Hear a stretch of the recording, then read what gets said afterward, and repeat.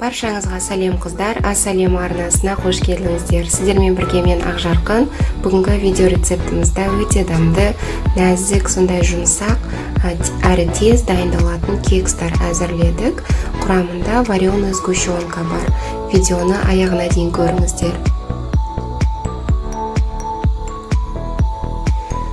Ең алдымен жұмыртқамызды жарып аламыз. Бір жұмыртқа жетеді. Және үстіне қантты салып, сұйық майымызды құямыз.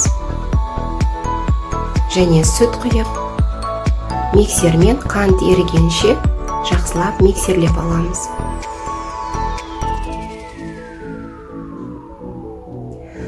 Ұнымызға 1 шай қасық ұн қопсытқышты қосамыз. Онымен бірге араластырып, ұнды міндетті түрде ұн електен өткізуіміз керек. Сол кезде кекстарыңыз жақсы көтерілетін болады. Миксерлеп жібереміз. Қамырымыз дайын болды.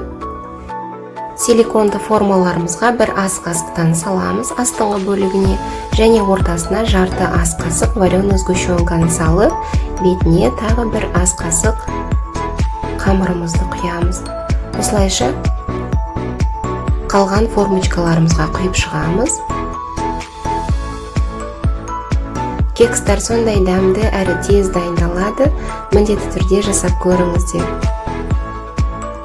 Алдын ала қызған 180 градус пешімізге 25 минутқа пісіріп аламыз.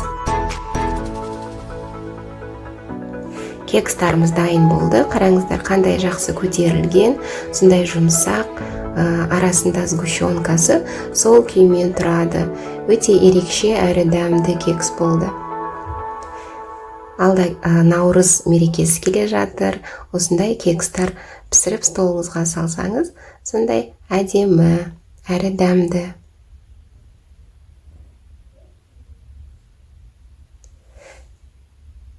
Келесі рецепттерімді жіберіп алмас үшін міндетті түрде каналыма тіркеліп қойыңыз. Және рецепт ұнаса лайк басуды ұмытпаңыз.